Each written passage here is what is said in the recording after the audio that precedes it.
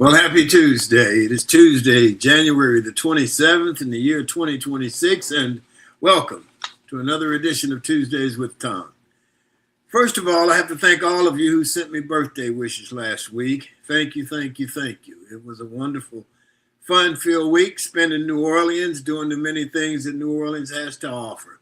Live music, people watching movie theaters, Bourbon Street, but for me, the major attraction was the Fairgrounds Race Course. Man, what fun. I'm a big fan of horse racing. I hadn't been able to go to the races in a while. It was a great afternoon at the track. Lots of fun and laughter. The betting, well, we did okay. I definitely did knock it out the park. Our Uber driver over to the track was originally from Jordan. He entertained us for the short ride. He was a fun guy. A New Orleans native Ubered us back to our hotel from the track. She was full of Hurricane Katrina stories. And I had not been to the track in quite a while. I won't stay away as long the next time. Our G-List guest today is April Chaney. I can honestly say I was there the day she was born. April's dad and I go back to 10 and 11 years old. We grew up together. We lived together. We've run a business together. We remain the best of friends. But today is all about April. April has a quarter century of experience transforming faces and setting beauty standards across the nation. She stands as one of the industry's most accomplished and sought after makeup artists. She's a proud University of Alabama in Birmingham graduate with a BA in Mass Comm and a minor in African American Studies. She has seamlessly blended her Southern heritage with cosmopolitan sophistication to create a distinctive approach to beauty that celebrates individuality and cultural diversity. She is originally from Birmingham. She's worked in Los Angeles for quite a while. She's back in Birmingham, opening up a shop there, which she'll talk about.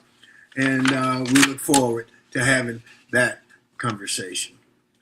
Our show today, of course, is brought to you by the Best Girl consulting firm of Best Girl Inc. Let's catch up to Best Girl.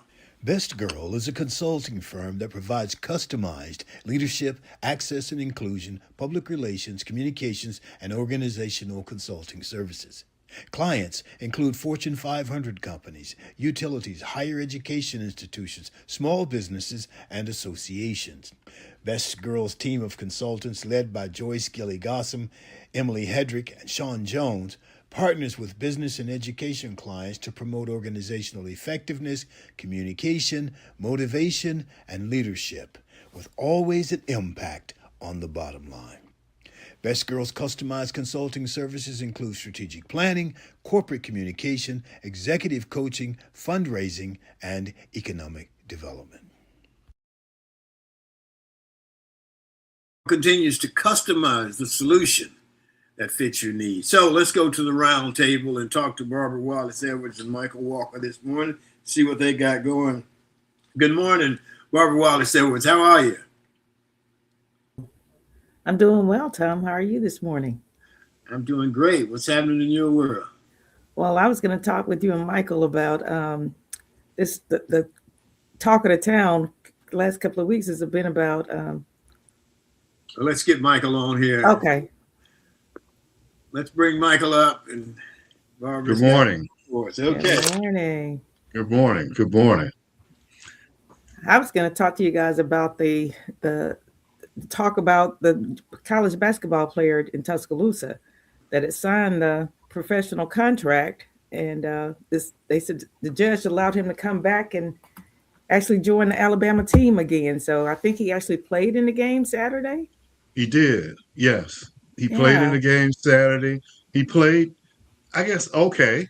I mean, when I say okay, I think he scored like 14 points or more, and did okay, but Alabama still lost. Yeah, I saw they lost to Tennessee. But yeah. I was just surprised. I mean, so basically, if you have eligibility left, even though you've signed a professional contract, you could now come back and play college ball again, huh? Wow. Well, in this particular case, yes.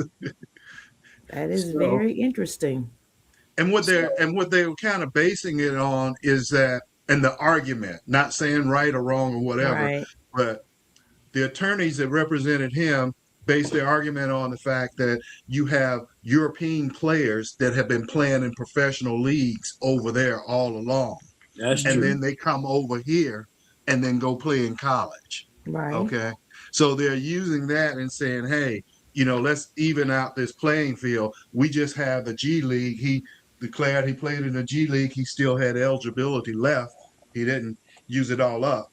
So that's what they're saying right there, But I, the, I I understood that part, but again, to me, it opens the door for basically anybody who's signed a professional contract that has college eligibility left that they could come back and possibly play again. well, that's true. Stephen Pearl I didn't read all of the article, but then I saw part of another one saying that, yeah, he was thinking about maybe bringing back, you know, Walker Kessler. yeah, bringing back, all the boys from last year and stuff. Yes, They had some yes, time left, so yeah. I don't think so. College sports is screwed up right now, man. It's crazy.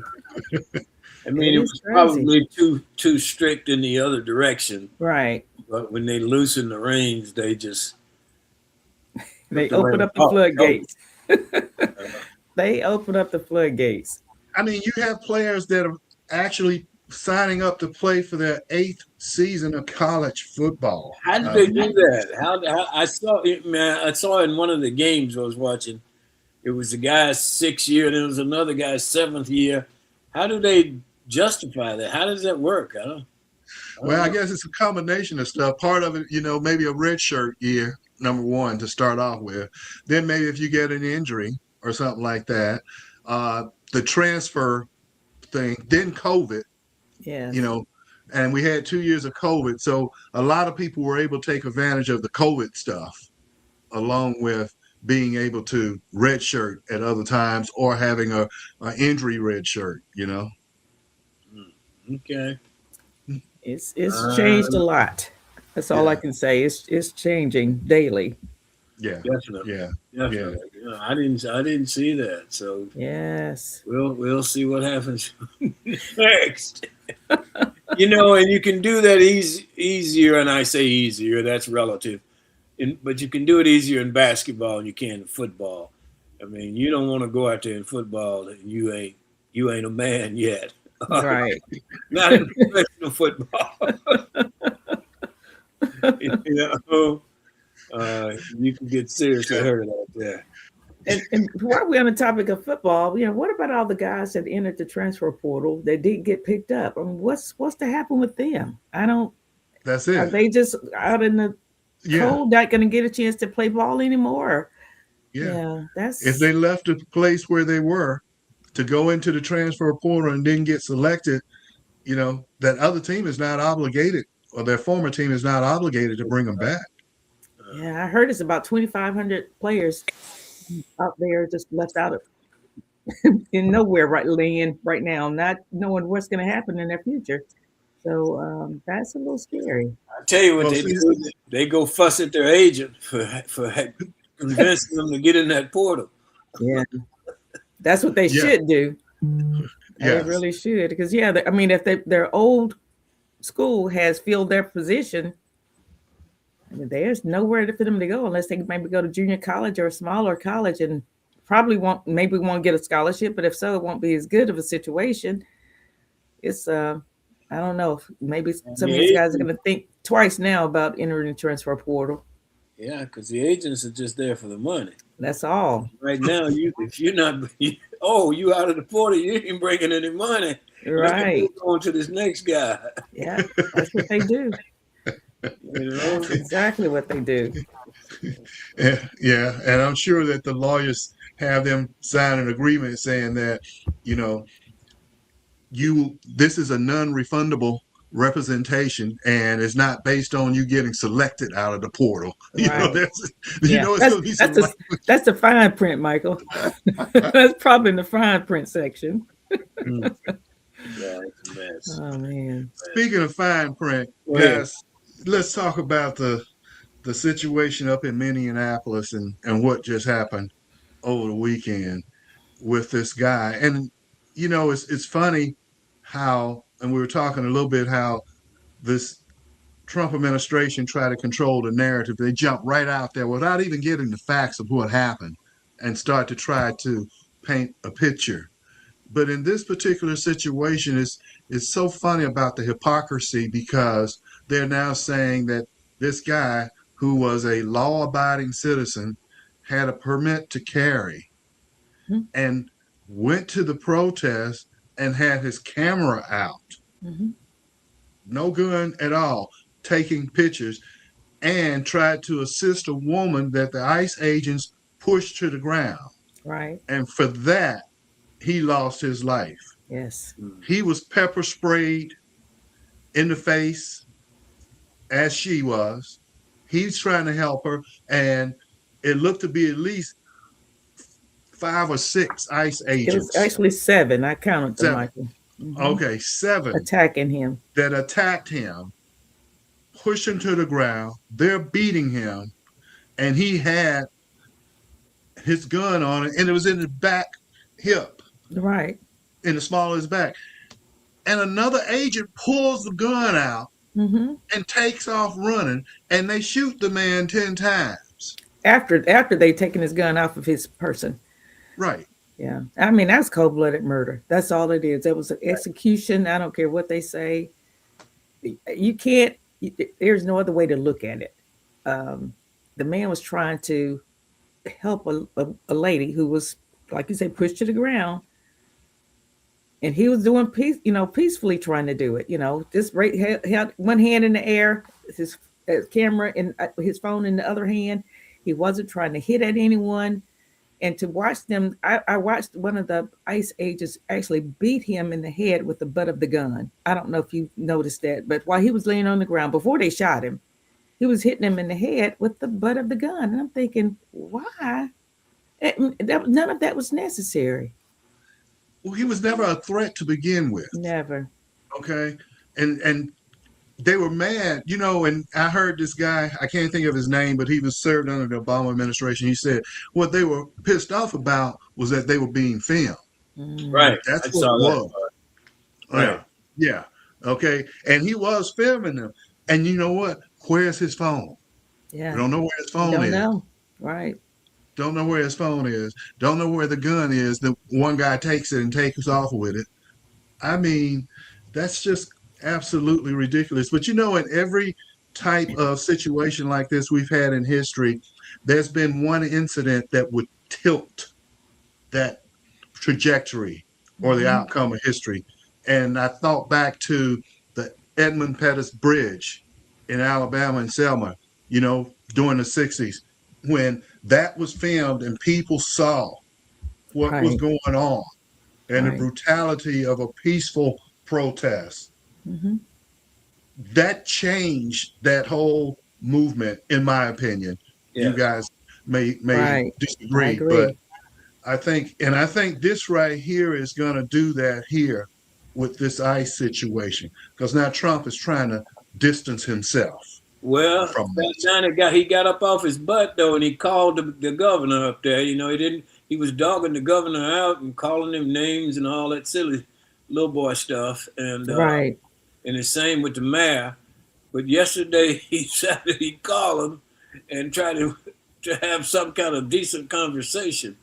I don't know, man. It's hard to believe we're in the United States of America. It is. Stuff that's going It on. really is. I heard a recording that I think it was Pam Bundy called the governor to say, if you would just release the voting records for the state, we'll Right. pull the ICE agents out of there. So it's not about Right. immigration. It's not about immigrants. It's all about them taking control and doing what they want to do, and trying to do something illegal, as And it's usual. also a distraction Mm-hmm. because they're On not the talking Epstein about file. Epstein now. Right. And that Epstein stuff was really getting next to Fat Donnie. Yes. So he's really they've changed the narrative for now. Yes. And I don't know if you saw that they brought Jack Smith in to, before the committee last week. And Smith a I bad don't, man, ain't he? he is a bad man. Yes, he is. Smith said he had enough evidence to put Fat Donnie away. I don't know what the GOP thought they were going to get out of him coming before the committee, but I don't think they got what they wanted. Yeah, yeah. That's going to be interesting to see how that plays out. But back to this situation, you notice how they started saying that the guy did not have a right to have his gun with him. But then they go back and look at January 6th. They had guns attacking the Capitol. Those people were given a pardon, right? Right. And you remember that little guy named Cal Whittingham that I don't know if I'm saying his name, got his gun and he goes out there and he's with the police and he shoots and kills 2 people. Right. Okay. And he gets a pardon and he gets off and he makes a bunch of money off of it. Okay. And you have all of these situations where people, and Cash Patel gets up there with his cockeyed self, talking about Excuse me. You can't bring a gun to a protest, a firearm to a protest. That's against the law. No, the hell it's not. No, it's not. No, it is not. And it's okay. It's okay for them to do it, but they don't want anyone else to do it, Michael. It's against the law for anyone else to do it besides the people that are on his side in his mind. Where apparently Katie Britt made some statement. Somebody she's the senator from Alabama, isn't she? Yes, she is. Addressed Katie Britt in her comments on social media concerning this monstrosity. I was appalled at her comments. I didn't see her comments. I haven't seen her comments. I don't know if you all saw former Auburn basketball coach Bruce Pearl's comments. He was on the talk show yesterday, and he basically blames the Democratic administration in Minnesota for what's going on in Minneapolis. Well, Bruce doesn't have any credibility. Shit, we know that. Right. He doesn't have dismissed it immediately, but I just wondered if you guys saw it. You can go and tell him I said it. He has no credibility with me. Right. You go out there, you want to recruit all these black boys, and then you're gonna talk all that dumb stuff and put your son in the job. When they talk about DEI. But it's okay if you he put his son in it. Right. Trump put his sons in it. Right. It's okay. I don't understand these coaches. Did you see Lane Kiffin posted these purple and gold hats with "Make Baton Rouge Great," and he tagged the real Donald Trump in his post on social media, and of course they lit him up in the comments. And I think he went back and removed Donald Trump's tag on the post, but it was too late. I mean, he was basically saying, "Hey, I'm with you. We're going to make Baton Rouge great, just like you want to make America great." And everybody's saying, and every black player on that team should say, "Well, we're not playing for you," or "I'm not going to let my child go to LSU because of that's your stance on this." But social media. So let me tell you this right quick. I didn't know what he had said, but I figured it had something to do with it. But somebody in social media said, "That's why all the football players are effing your daughter." I saw that. Did they really? Yes. Yeah. It's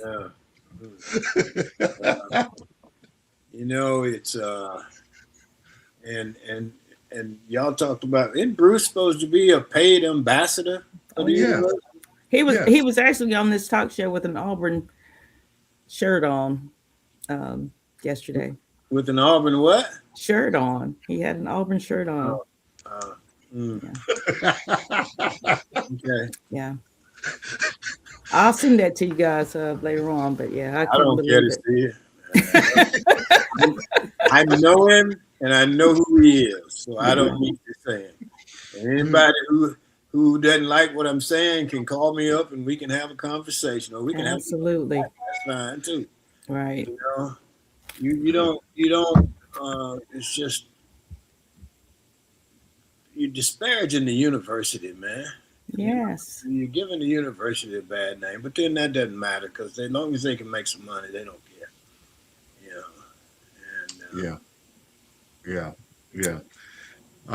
Anyway, Black History Month is coming up, but I don't know if we talked about it, but it's so interesting that how now, back in the old days, we used to read maps and get directions when we needed to go somewhere. If I wanted to go to Tom's house, Tom, tell me how to get there. He'd give me landmarks and all that type of stuff, right? Right.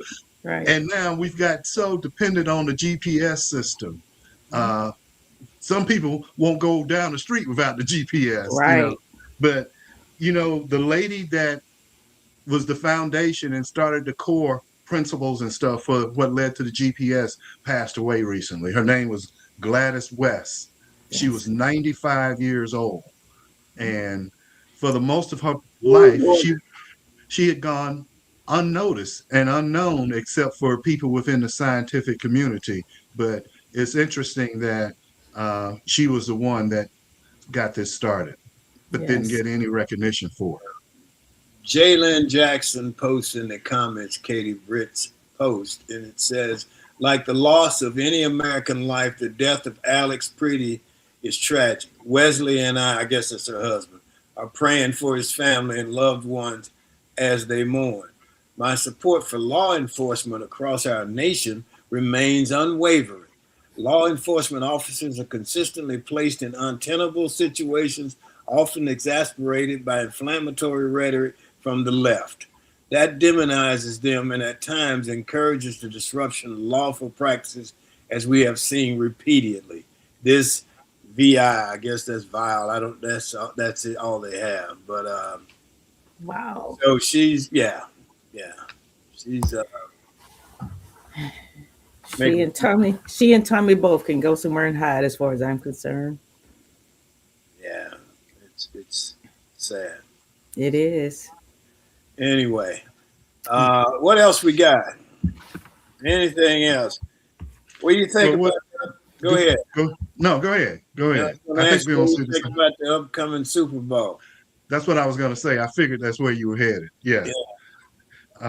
That's going to be an interesting Super Bowl between the Seahawks and the Patriots.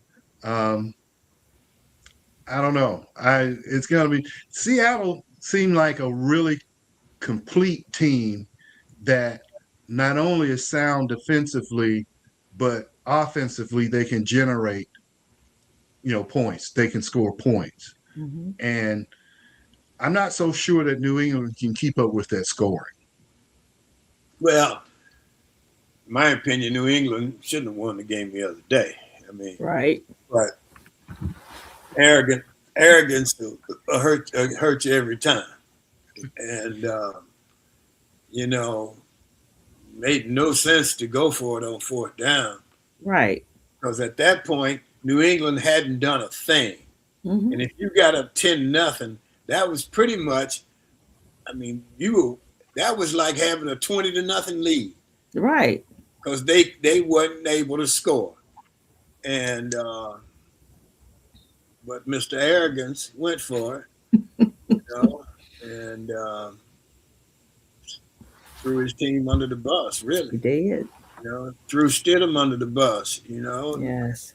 Let the guy work his way into this thing, So, anyway,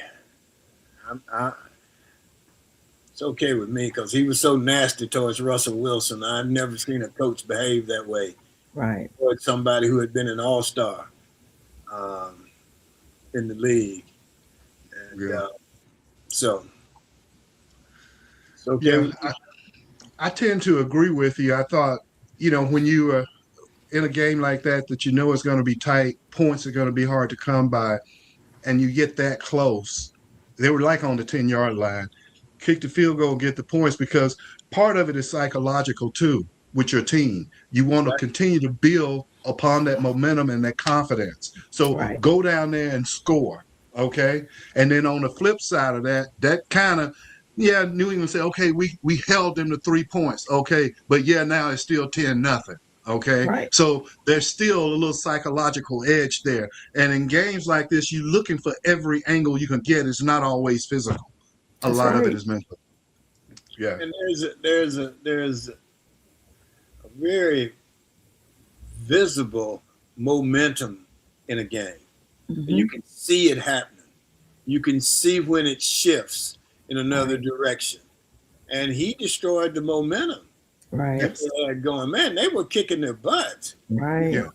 And had they kicked that field goal and scored again, that game would have been over. I think Right. so too. You know? Yes. Yeah. Exactly. But, 100%. anyway, you guys got anything else? I'm good. Okay. Yeah. Well, let's go. Let's go to Sean. She's got a minute for us, and then we'll get to our G-list guest. Good morning, Sean. I hope you're doing well, and let's see what you got this morning. Good morning to everyone joining in with us. My name is Shantia Jones, and this has Got a Minute. Do any of you like poetry? Well, after taking several literature classes myself, I can honestly say I'm hooked, which is why I'm super excited about today. On this day, Edgar Allan Poe's famous poem, The Raven, beginning Once Upon a Midnight Dreary, is published in the New York Evening Mirror. Poe's dark and gruesome work reflected his own difficult life. Born in Boston in 1809, Poe was orphaned at the age of 3 and went to live with a family in Richmond, Virginia. Poe studied at the University of Virginia but was expelled for gambling. In 1827, Poe self-published a collection of poems. 6 years later, his short story, MS Found in a Bottle, won $50 in a story contest. He edited a series of literary journals, including the Southern Literary Messenger in Richmond and Burton's Gentleman magazine in Philadelphia. Poe's excessive drinking got him fired from several positions. His work, often portraying motiveless crimes and intolerable guilt that induces growing mania in his characters, was a significant influence on other European writers. Go out and read a poem today. Thank you all for joining in. My name is Shantia Jones, and this is Got a Minute.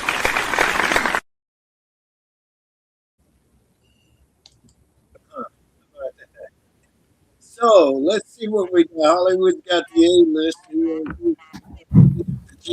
Our G-list guest today is April Chaney. April was born and raised in Birmingham, well, Irondale, which is Birmingham to me. She began her journey with prestigious retail environments where she honed her customer service experience and artistic eye while working for luxury brands including Parisian, McRae's, and Saks Fifth Avenue. At a pivotal 2003 trip to Los Angeles transformed her into a life-altering decision. And so we're going to hear more about that decision and her entertainment industry experience when we bring on. Good morning, April Chaney. How are you? Good morning, Uncle. I don't know if a lot of people have a real uncle named Tom.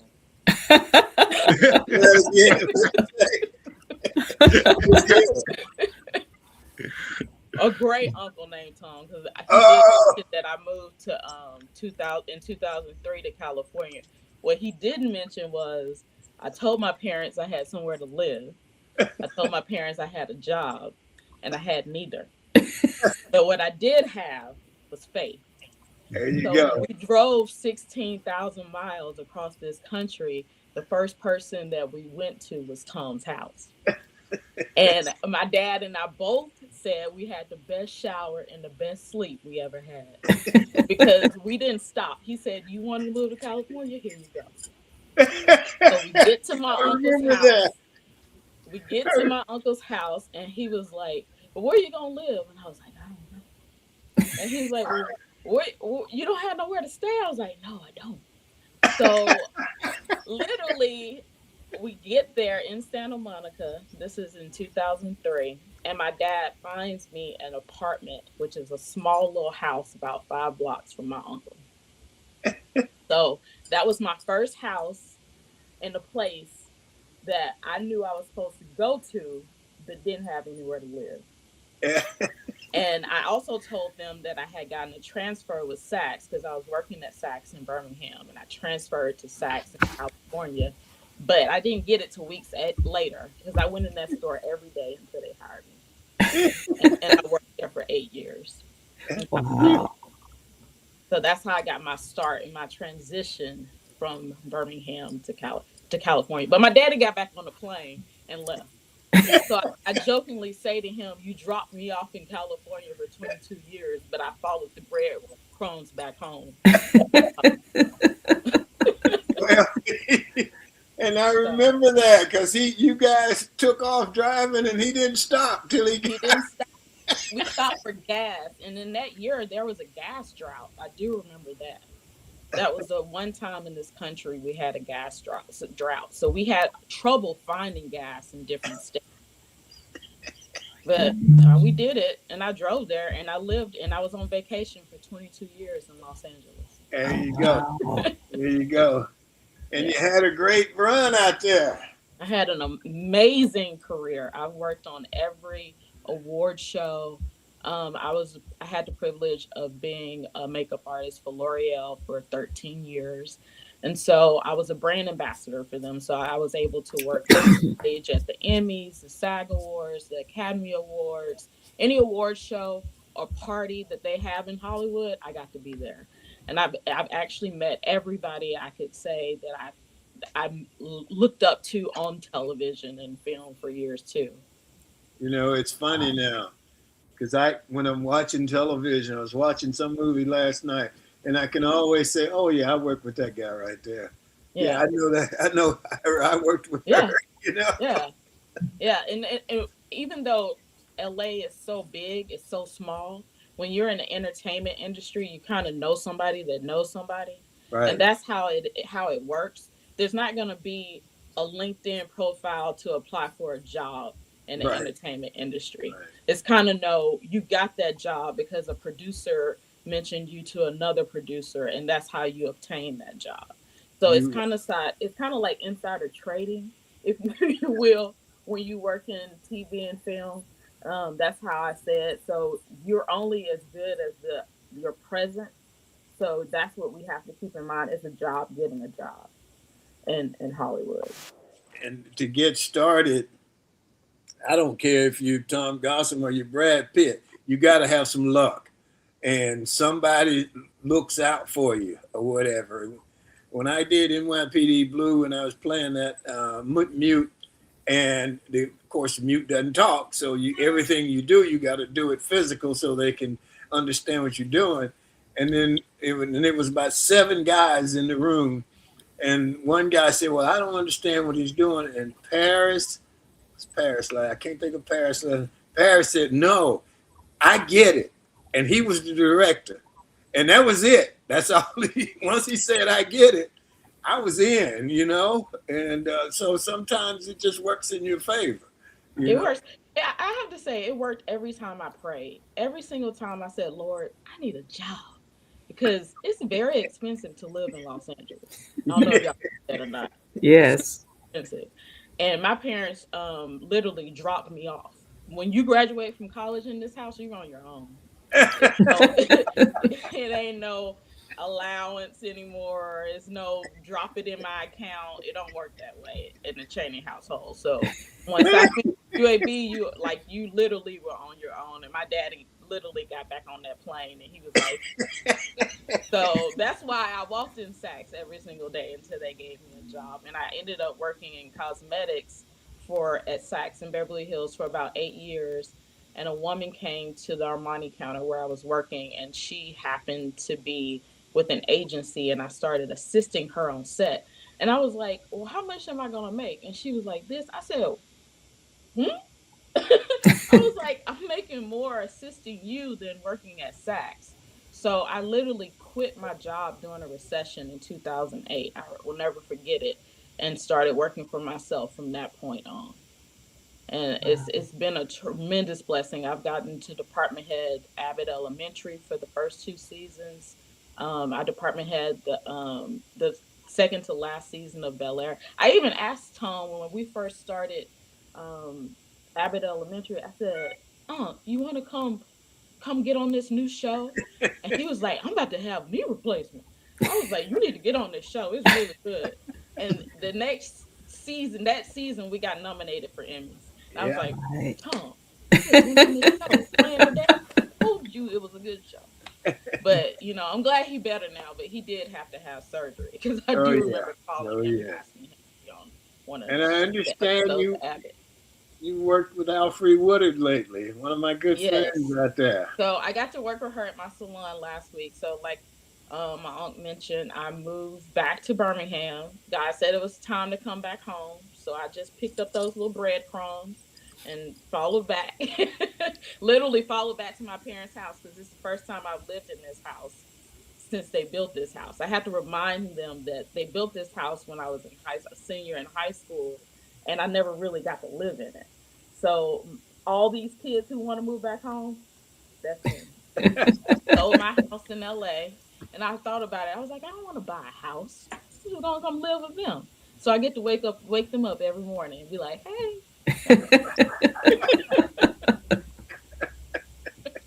And they were like, "You're not leaving." I'm not leaving. I redid this room. I'm having the bathroom remodeled, so they really know I'm not leaving now. Well, your friend Sturfon's on here with us this morning, so he's Oh, nice. he just Yeah, checked in. Sturfon is he's the reason why I actually got to work with Alfred last week. She came into my salon and got her makeup done, and then I got to do her makeup in Tuscaloosa. She's beautiful. She's worked with Tom and Sturfon before. Yeah, Yeah, she's great. beautiful She's woman. we So Michael, Barbara, you got questions for Miss April? Yeah, yeah. Barbara, you want to go ahead? Start I off. will. I will. Thank you for joining us this morning, April. I'm just amazed at how much you've accomplished in your young life. You're doing an excellent job. But you talked your degrees in mass communication, minor in African American studies. How did you get into makeup and skincare? What piqued your interest in those areas? I interned at NBC 13 here in Birmingham, Hmm. and during that time, I was also working at the Mac counter at Saks at Okay. the Summit, and I had 7 jobs my senior year in college actually. Wow. Yeah, so that my uncle can tell you that my dad has always worked, and it kind of I came said, into the bloodline of work Uh for his huh. 3 children because Right. we all work. Like his whole philosophy is you need to make money in your sleep. So we always had multiple streams of income, even at 17 years old. I did. So Hmm. I worked at Saks, and then I interned at NBC. And at the time, a woman there, her name was Melina Cunningham, I and remember she was a Melina. broadcaster at Yes. NBC 13. And she was Yes. like, "Your makeup looks so good," and she was like, "You got to do what makes you happy." And so I literally, my mother has always said that to me. I always wanted to have a job that didn't feel like a job. So that I really am blessed in that capacity where I get up every day and I can write off makeup Yes. and I can write off Yes. skincare because Yes. it's my business and it's my job. And I don't know any woman in America who doesn't love to write off skincare and makeup. That's my Right. So I've been really blessed, and then I get to touch all of Hollywood, and we're also like I feel as though we're touching them in a physical capacity, but you also touch them in a spiritual capacity too, because one thing that happens when you do touch people, they become vulnerable, and Right. so they share with you in ways that you didn't you didn't know that that was the gift that God had given you. And Right. that has truly been my gift, is to help other women um, through whatever they're going through, because that's what they're talking about when Right. you're sitting and when they're sitting in your chair. And I will never forget, Cheryl Lee Ralph said to me while working on Abbott, she was like, if the producers want to know what's going on a set, they need to ask the makeup and hair department. Mm. And that said is because we're not only artists, but we're counselors, Counselors. Yes, I've we're heard that. therapists, Yes. and even men typically, when I give them a facial, they fall asleep, Mm-hmm. but they talk too, so you have to be willing to be that therapist at the same time as a makeup artist or esthetician in a Right. way. Yeah. Awesome. Thank you. Well, April, congratulations on your journey and all of the success that you've had, and I'm sure plenty more to come. I'd like to ask you a question to start off is, so when will we be introduced to the April Chaney collection of makeup? Well, it's not going to be makeup. My O- focus is more on Skincare. skincare. Okay. And I have a joy and love for children. So one of the things that I've also wanted to do is a skincare line for children or for teens. So that's what I really want to do Wow. Okay. for them. Okay. And when might that happen? Well, that's something that is between me and God right now, because I had to step back on a lot of work because work consumed me. Because work can be a distraction too, Hmm. you know, Yes. from Yes. keeping you from your own self awareness and self therapy. Right. And I literally have been working since I was 15 years old, literally. And I'm now 46 years old. I cannot remember a day I haven't worked. And I can thank my grandfather for that too, because he always worked. I always said you guys were Haymans. Yes, in this family, we don't pass up a job. Like literally, I already booked a ticket for March to go back to LA for work. There Wow. you go. There you go. Well, I'm glad it went so well for you out there, because it can go really well or it can go really bad. And it Yeah, just Mm. depends on where you land and who you know and all that stuff. So, yeah, yeah, yeah. it was Thank tough. goodness I had an Uncle Tom in Santa Monica. I Yes. don't know if everybody got one. It was great. It worked out great. And yeah, and I can tell you the same thing. This we went to premiere Miss Everest Boys, and I had some. No, I that had was we went to the premiere of Jeepers Creepers. yeah, That's yeah, the first movie premiere I ever went to in LA, in Hollywood, okay, with my uncle and with Joyce. That was yeah, 2003. That yeah. was during that was during my vacation. I was like, you know what, I need to stay. I don't think he realized him taking me to a premiere was gonna make me not go back home. Yeah, it was great, and sometimes it just works out that way. And this guy walked up to me and said, "Hey, man, you were great in that. Can you want to work in Los Angeles?" I said, "Well, everybody wants to work in Los Angeles, don't they?" Right. And next 2 weeks, I was out there, man, and Wow. Yeah. did 15 years. And turned out well. It was So also the best place to live in Los Angeles. Santa Monica is beautiful. I yeah, don't think a lot of people realize. Even my dad and Tom, they used to ride their bikes, and Tom got me a bike to ride in Santa Monica. But a lot of people look at Beverly Hills and the different, but Santa Monica is both gorgeous. It's a beautiful city. It's yeah, peaceful. It's called Hmm. in LA. It's called the West Side. So Hmm. yeah, if you live on the west side, you don't really go that far because of traffic. It's its own little pocket of a Right. and so it's where when I initially moved there, every European would come to vacation. If they came to vacation that's in right. California, they would come to Santa Monica and they Hmm. would go to Venice. Hmm. So it's really pretty if anyone wants a new vacation spot. Great, it's great. Barbara, Michael, you got other questions? April, tell us about your salon that you're opening or has opened in Birmingham. Yes. Where it's Yeah, located and what all the services you offer there. I opened it with my parents. My dad literally helped me build the walls. My Wow. mother put together the steamer. And when I initially came back to Birmingham, I looked at working at a dermatologist's office. Hmm. But all the doors of working in a dermatologist's office were shut.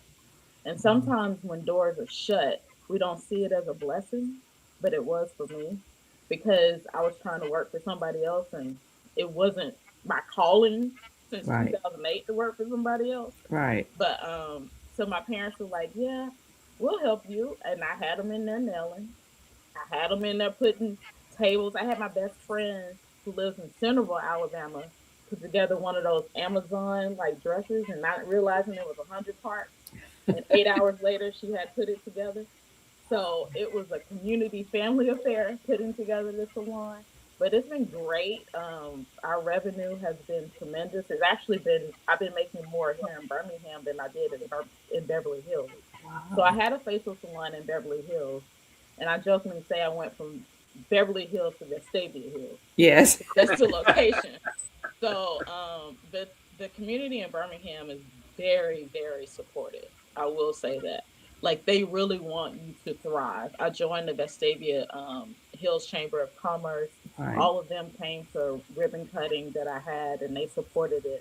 The skincare brand that I sold in Beverly Hills, I now sell in Vestavia Hills, and we're the only retailer of this skincare brand. But they also they sponsored my ribbon cutting, so everything that is supposed to be in my walk, in my alignment, has been an easy stepping stone, I have to say. That's when you know you're walking in your purpose, is Yes. when everything is easy. You don't have to do so much as yourself, but let God do it for you. That's when you know you're walking the way you're supposed to walk. Because every door is opening without me making a phone call, sending an email, making the dove and the pigeon go back. It's coming on its own without Yes. me having to do any or make any effort. So That's great. And what's that's the what's name going. of your salon?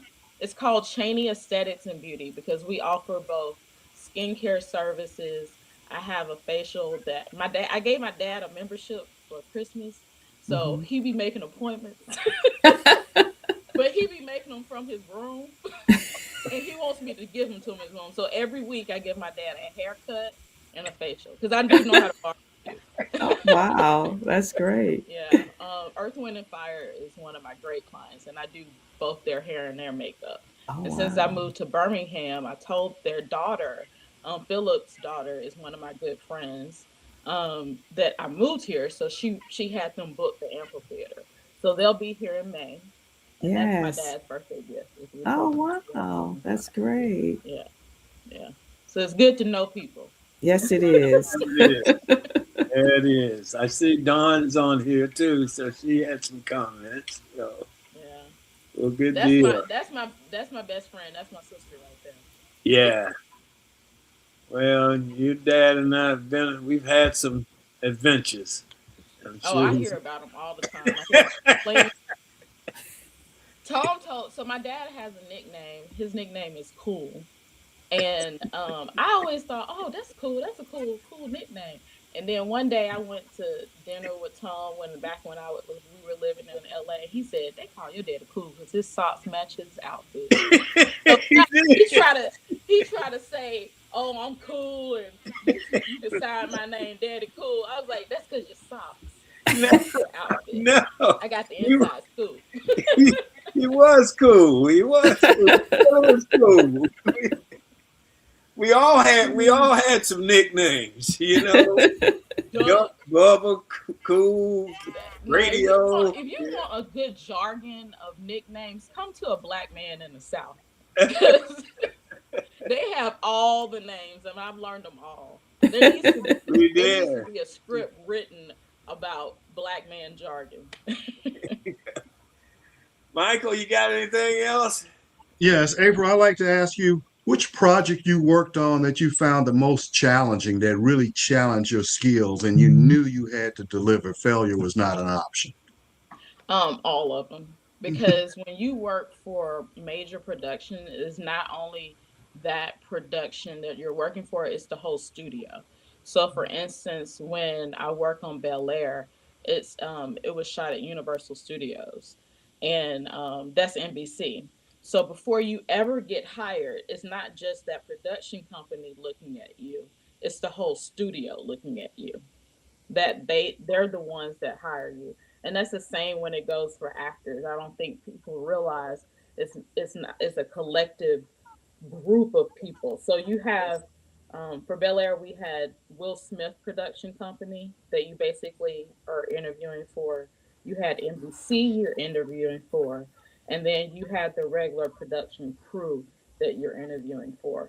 So it's a widespread of capacity of people who are making decisions. And you have weekly meetings. So it's not just me being a makeup artist, but you're a business owner within that yourself, because you have meetings about the looks, what's portrayed on television.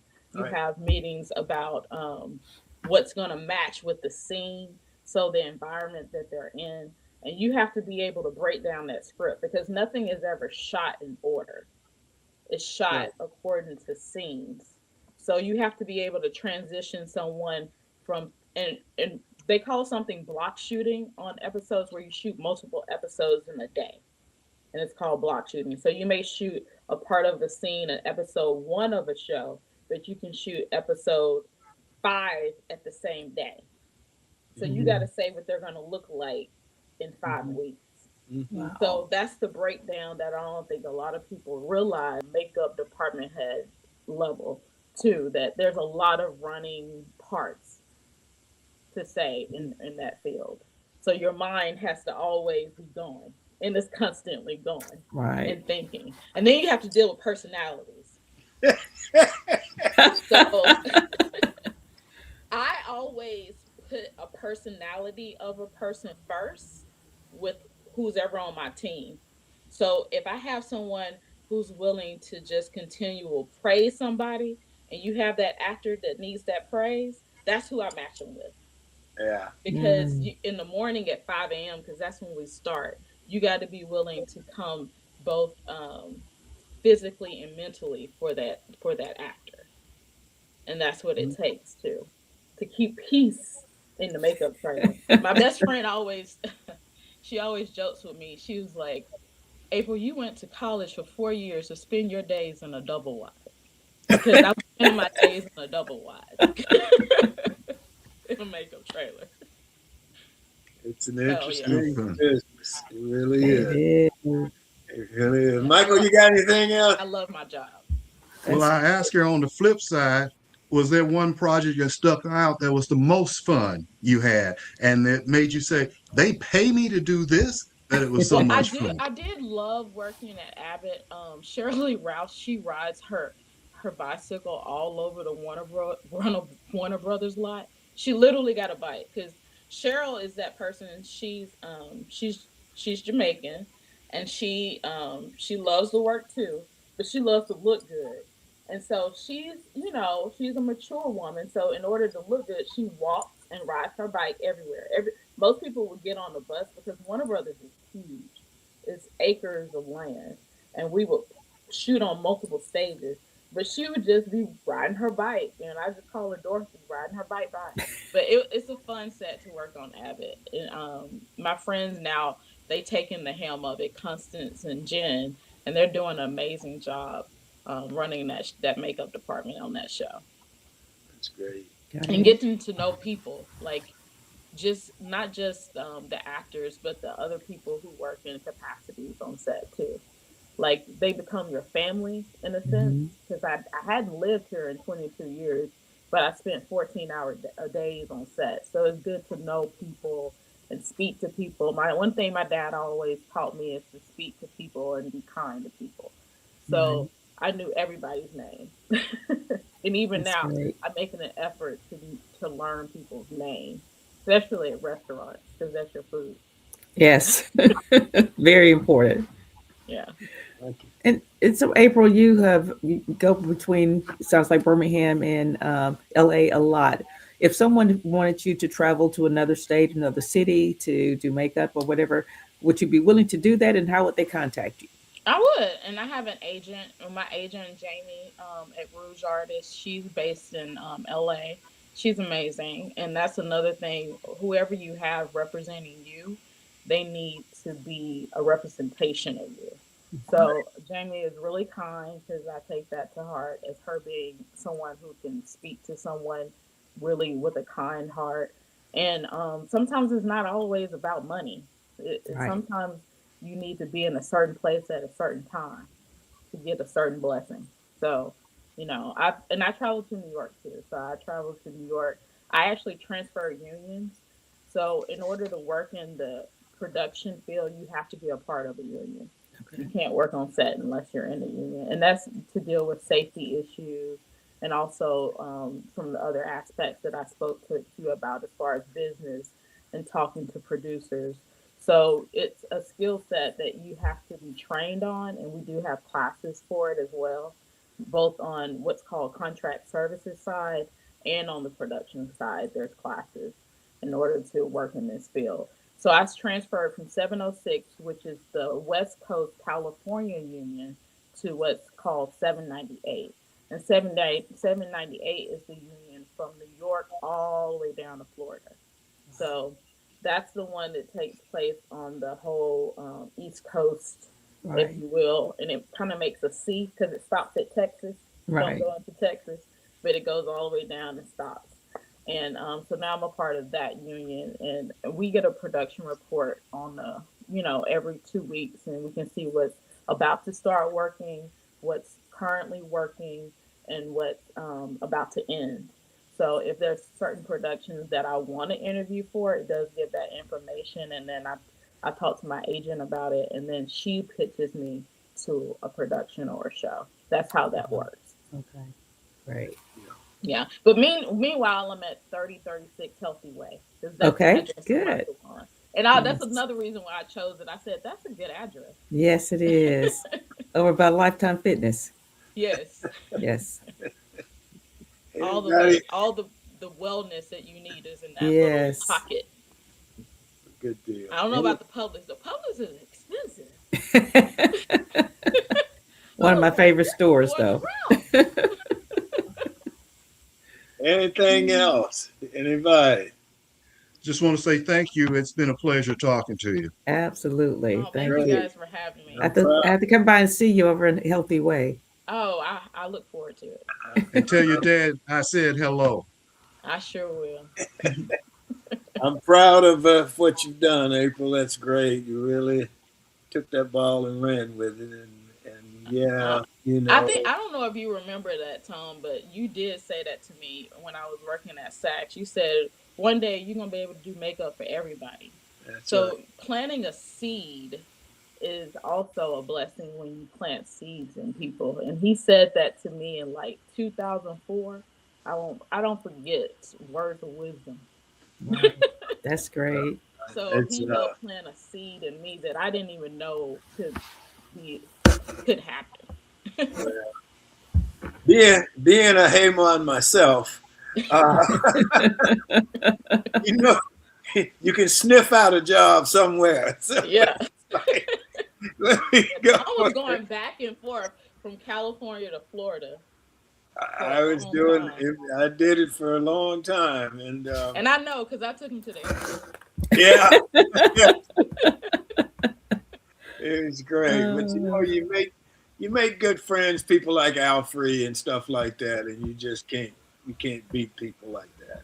Yeah, Right. she loves you. She loves you. Alfred invited me to go to the Golden Globes with her when we did Miss Evers Boys, and Dix, our son, was having something at his school, and I had the choice between going to his event or going to the Golden Globes. But I did my fatherly duty, and I went to his event. But yeah, it was great. It's a great run, and Yeah. you meet people, and you have those relationships for the rest of your life. And Stefan's on here. I did a job, cold case, I think it was. The woman who played my wife had gone to Alabama State. The guy who played my son was from Montgomery. And so the whole family, we were from Alabama. Everybody in that family was from Alabama. It was pretty wild. And, it is. And I don't know what it is, but in California, everybody from Alabama find everybody from Alabama. Yeah, that's true. Like every makeup artist that's in my union that's from Alabama, they found me. They was like, I heard about you. I was like, how? So we were kind of like this close knit group. I would say like sometimes you can hear. I'm like, where are you from? Because you can hear it sometimes too. Mhm. We have a different twang down here. Yeah. Well, Stefan will tell you, and that whenever I met anybody, first thing I say to him is, "Well, I'm from Alabama." You know? Because when you said that, it always inspired a conversation. They want to know more about you, you know. And Stefan, he's on here. Stefan, I saw CC Charlie the other day. I think it was on somewhere on the internet, and Charlie was from Talladega. He worked with us on In the Heat of the Night, and then he was my stunt double on a couple of shows in Los Angeles. Just a good guy. So Stefan and I always talked about him. So, but that was my line. You know, I'm from Alabama. I openly say, because I'm always willing to talk to people. She would be like, I worked for the Orville for a long season. One season took us 3 years to do. So Wow. it was also a little bit of COVID in the middle. But she was like, you are always trying to meet people and talk to people. She's like, you come up to them and be like, "Hi, I'm April Chaney. I'm from Alabama. How are you?" So even now that I'm gone, Nikki will say, she'll be like, "Yeah, I had you in my head, so I said, 'Hi, I'm Nikki from Chino. How are you?'" The impression that you give to your friends stands out, and it always stands out because we from Alabama. There you I go. think Tom just likes saying the word Alabama. Most of the people you meet have never been. No. And That's the ones you meet who have been generally are somewhat favorable about it. And so it just always worked for me, you know. The one thing they did always assume that I was an Alabama fan, and even though I graduated from UAB, I started my first 2 years of college at Auburn. So, like, no, I'm not. I'm an Alabama fan when it's just them. That's right. Anybody got anything else? April, we certainly appreciate it. Thank you so much. Now I'm going to come up there and get my facial. Oh, I got sometime next you month. use one of Daddy Platinum days. I'll let you know. And I know your mom and dad are on here, so hello. I don't have to say tell them hello. I know they're on here somewhere.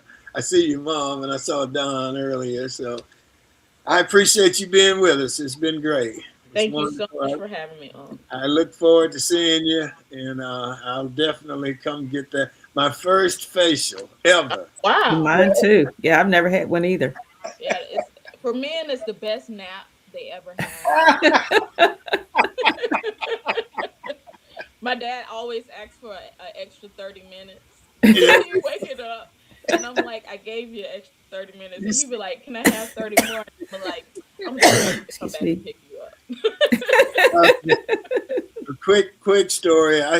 There's a place right up the street, not too far downtown, where I go, and they do yoga. It's a yoga class, and it's all women and me.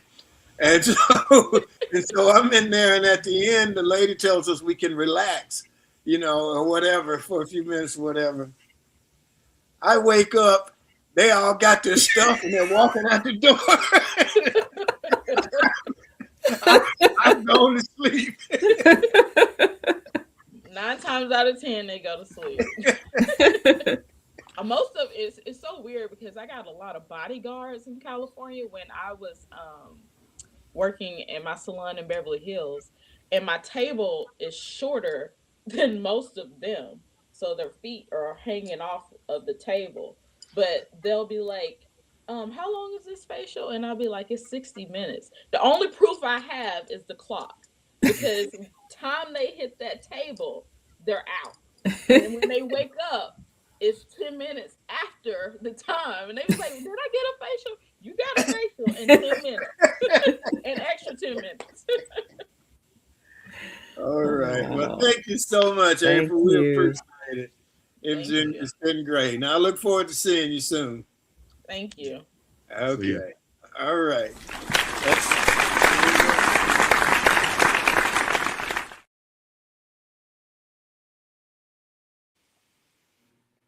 Okay, my closing comment for today, or as I see it, is this month, January, has moved awfully fast.